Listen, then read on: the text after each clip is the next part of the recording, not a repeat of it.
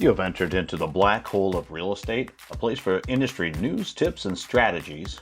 Once you enter into our vortex, even if you could leave, you're probably going to want to stick around. I'm your host, Ron Weiss-Sikarski, and you are now entering the black hole of real estate.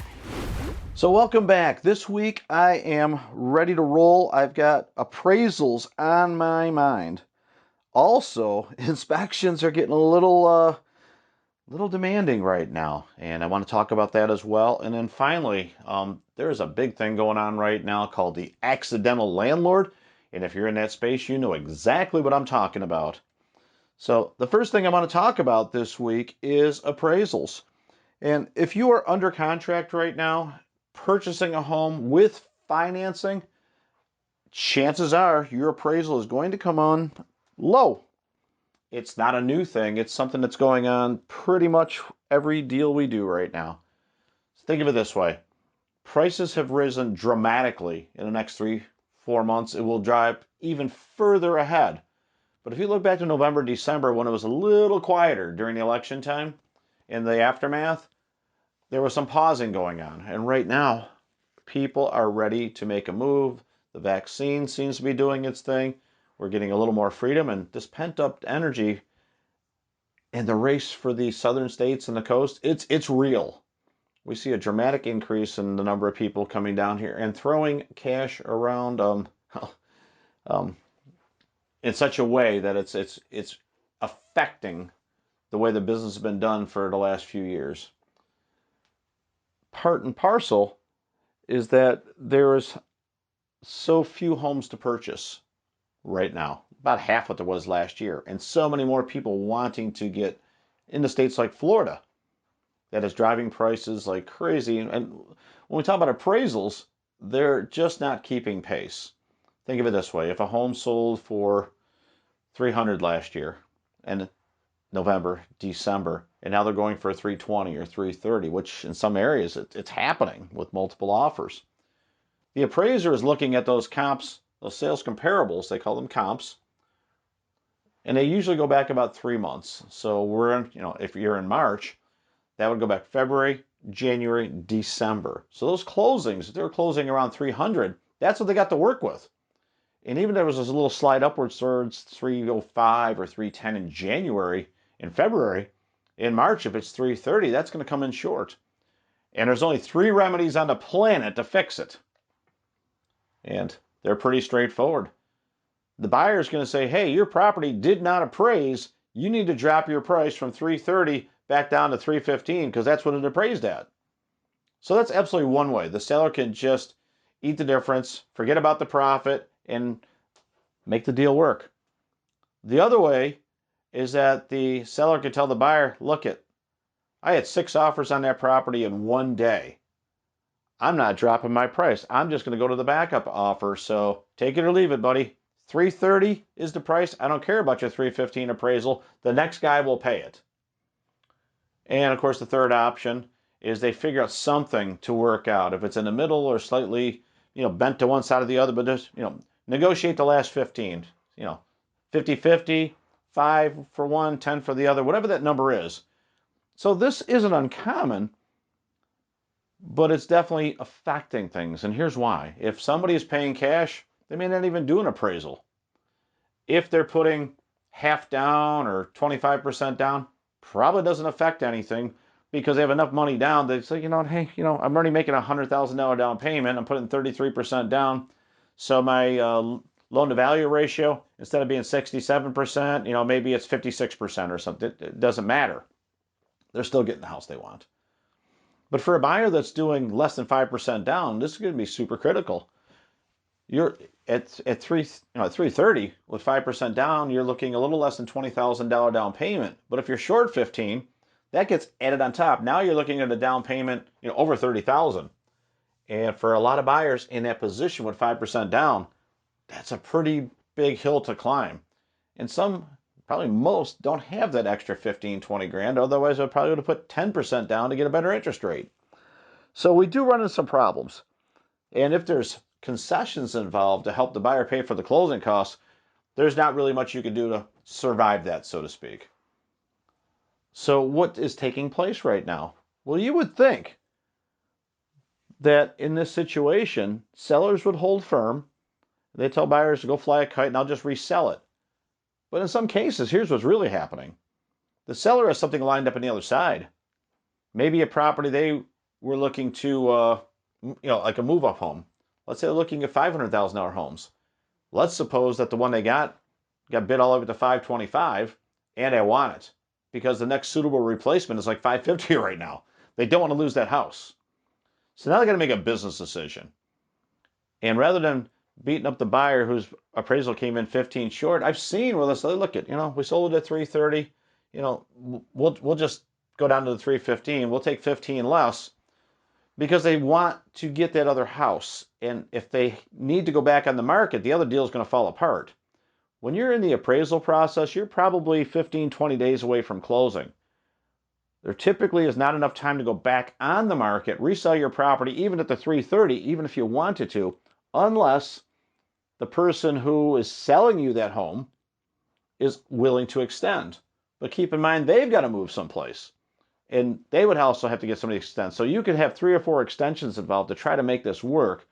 And for some buyers, they're like, we've had the house, we made a good profit, prices went up.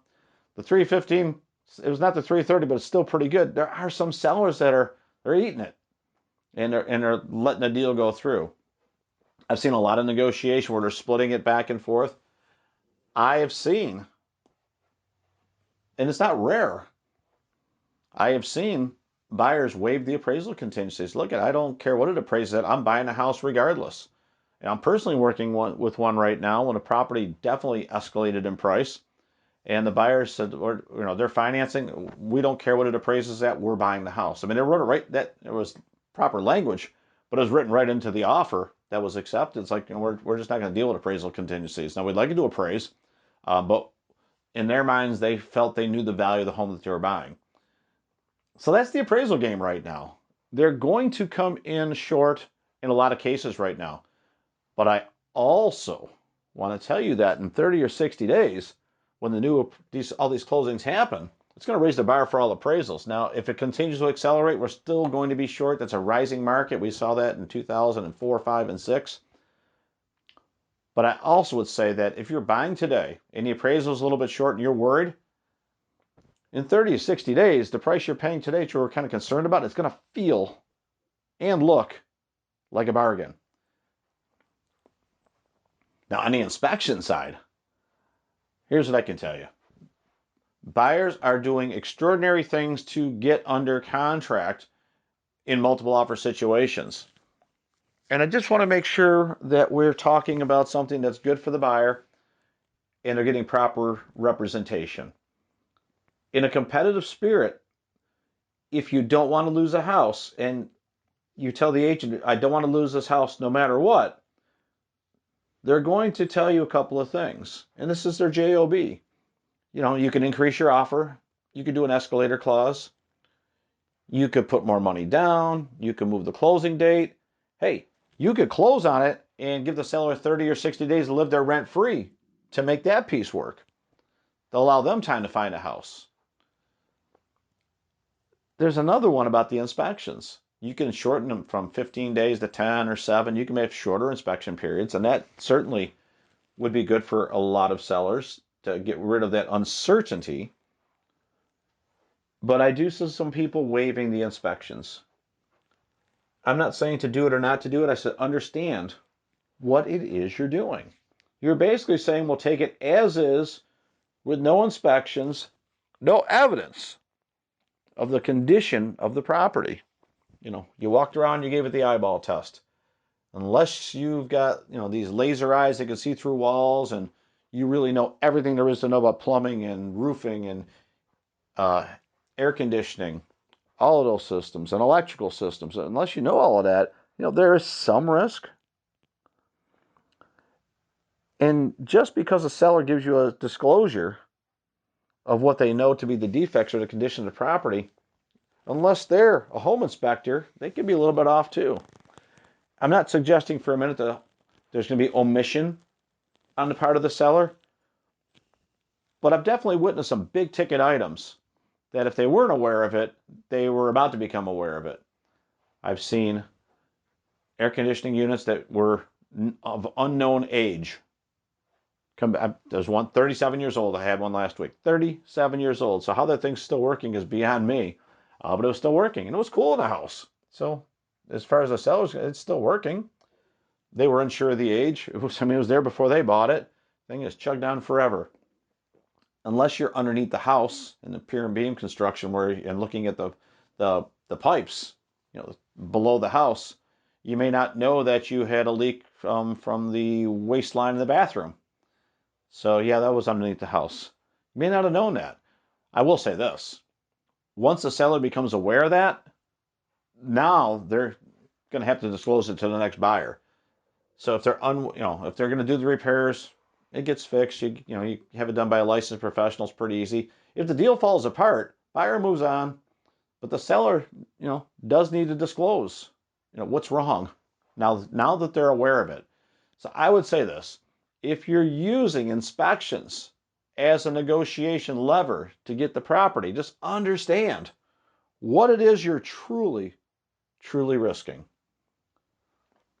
Now, if there's one thing that's come up, and it's not a new term, but it's happening a lot more often, we call it the accidental landlord. And it sounds like this. You've got this great new offer to work in a place where it's a different state. And you believe it's going to be a year or two. Or maybe you're pre-buying a retirement place because the prices are skyrocketing. You've had a great year and you want to buy it now because interest rates are low. But you really don't want to live in it right now. Let's suppose that somebody moved out in your life. Whether it's an estate or a divorce or something like that, or maybe there's a blended family where two families are coming together and there's two houses. All these are situations where you can become an accidental landlord. You bought a home owner occupied with the intent to live in it forever, till the payments are gone. And now you've got this property. Inheritance is certainly in that vein as well. You've got this great condo on the ocean. Can't get to it, and there's fees every month for association. And maybe you decide to rent it out to cover some of those fees, because as great as that condo is, it's more of a financial burden that you set yourself up for. These are all cases of which you become an accidental landlord. And unless you're in that business and understand the ups and downs of that, you may, it's not for the weak of heart. Let's say that. When you rent property, when you get the rent, it's awesome.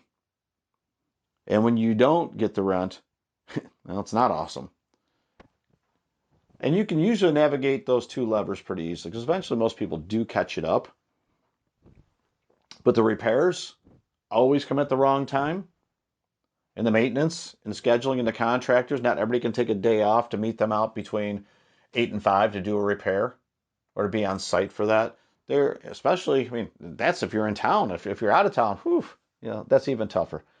So there is a bigger calling for quality property management at this time, and checking the ratings out there. Property management companies inherently have have some tough reviews in there, because let's face it, it's an imperfect business. But as far as the accidental landlord, where do you turn to? You certainly can attempt an Airbnb. That has a lot of moving parts as far as furnishings and having the place stocked up and cleaning, restocking. Those are things to think of. If it's a property where you're not going to live in for a couple of years, you can collect the rent, but when they say the cat's away, the mice will play. If you're moving 2-3 hours away, you don't have eyes on that property anymore. You don't have the access to it. You're not just going to drive by and check out how things are going. So that can be a little discomforting. And if you hire a property management company, well, that also comes into play. How do you choose the right one? What should you be looking for? What would it cost? And then what is the outcome after all of that? Is it still a good value to you? Vetting a property management company, I would throw out a few things that would be important. The first thing is, the company that you choose, are they handwriting their leases, or are they using an attorney to write those leases? I think that's super important to protect you as the homeowner. How is the rent secured, and when do you get your payments? I think everybody wants to know when they're getting their payments. Is it a check that gets mailed? Is it an ACH deposit directly to your bank, usually, by the 10th? What does that mean? Maybe you got a mortgage you've got to pay for that property or some other fee. So how does that line up? What about the utilities? Who takes care of that? HOA meetings are a big thing if you're in a homeowners association. So what does the care of the property look like? Who pays for the landscaping, the lawn cutting? Who pays for the water? The water to water the grass so it doesn't turn brown. Who's in charge of that?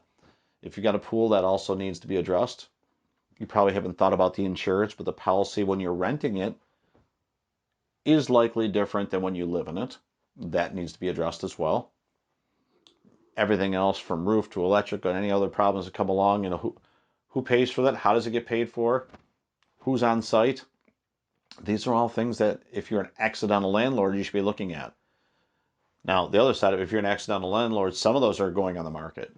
And they're saying, you know what, the prices are high. Let's just sell it, move on from it, pocket some money, and not have to be landlords. So 3 things. Appraisals. They're catching up. What we're closing right now is going to feed into the future. The price may feel a little high right now, but I think in 30 or 60 days, maybe 90 days, it's going to feel like a bargain. Inspections, I just say buyer beware. Be careful about waiving inspections in a multiple offer situation because you don't know what you don't know. And as far as being an accidental landlord, I'm becoming more aware of it because I think it's happening more often. And I think that's going to continue as well. Hope you guys are having a great week. Hope this is something that helps you out with your real estate knowledge and practice. This is Ron Wojciechowski for the Black Hole of Real Estate.